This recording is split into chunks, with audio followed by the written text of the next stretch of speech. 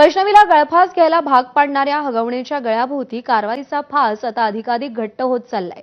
Prashant येळवंडेकडून JCB जप्त करण्यापासून ते स्वतःकडे ताबा घेण्यापर्यंत हगवणे मायलेकानं कट रचल्याचं आता पोलीस तपासात समोर आलंय। थकीत कर्ज असलेला जेसीबी आम्ही येळवंडेकडून जप्त केला नाही असा खुलासा आधी इंडसइंड बँकेनं केला, तर आता जप्त केलेला जेसीबी ज्या गोडाऊनमध्ये ठेवला जातोय त्या रणजित आणि भूषण खांडेभराड यांनी ही हगवणेंची पोलखोल केली आहे। येळवंडेकडून जप्त करण्यात आलेला जेसीबी आमच्या गोडाऊनपर्यंत पोहोचलाच नाही अशी माहिती खांडेभराडांनी पोलीस चौकशीत दिली आहे। त्यामुळे येळवंडेकडून जेसीबी जप्त करणारे भामटे हे हगवणेची माणसं होती आणि हा कटाचाच भाग होता या शंकेवर आता जवळपास शिक्कामोर्तब झालंय। नाझीम मुल्ला आपल्याला या सगळ्या संदर्भात अधिक अपडेट देतील। नाझीम, कशा पद्धतीनं जेसीबीचा हा सगळा अपहार हगवणे कुटुंबियांनी केलाय, काय समोर आलंय? लता आणि शशांक या हगवणे मायलेकाने जेसीबी विक्रीचा कट रचल्याचं आता जवळपास निश्चित झालेलं आहे। कारण म्हाळुंगे पोलिसांनी काल जे 2 जबाब नोंदवले त्यामध्ये हगवणेंची अक्षरशः पोलखोल झालेली आहे। पहिला जबाब नोंदवला तो इंडसइंड बँकेचा।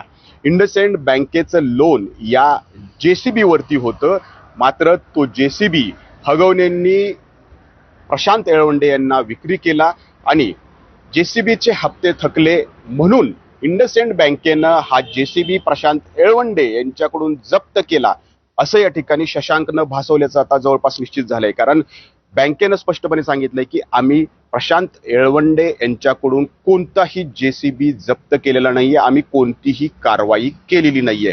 त्यामुळं शशांक हगवणेनेच त्याचे भामटे एजंट म्हणून या ठिकाणी बँकेचे एजंट म्हणून पाठवले आणि प्रशांत येळवंडेकडून हा जेसीबी जप्त केल्याची पोलखोल आता पोलीस तपासामध्ये झालेली आहे।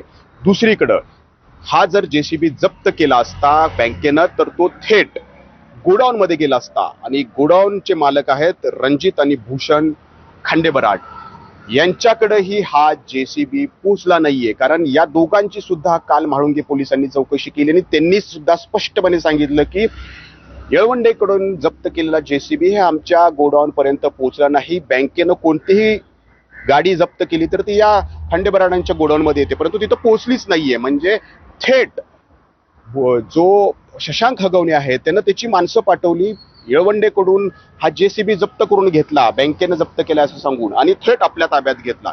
त्याच्यामुळं शशांक आणि लता हगवणेची ही पोलखोल आता या ठिकाणी झालेली आहे। खरं तर वैष्णवीला आत्महत्येस यांनी प्रवृत्त केल्यापासून हा प्रकरण पुन्हा एकदा चर्चेत आलं। आता त्या एजंटचा शोध जे शशांकनं पाठवलेले होते ते भामटे होते, त्यांचा शोध आता म्हाळुंगे पोलिसांकडून या ठिकाणी घेण्यात येतोय। खरं तर वैष्णवीला गळफास घेण्यास प्रवृत्त करणाऱ्या या हगवणे कुटुंबियांच्या गळ्याभोवती आता कारवाईचा फास अधिक घट्ट होताना आपल्याला पाहायला मिळतोय। नाझीम, धन्यवाद दिलेल्या सगळ्या सविस्तर माहितीसाठी।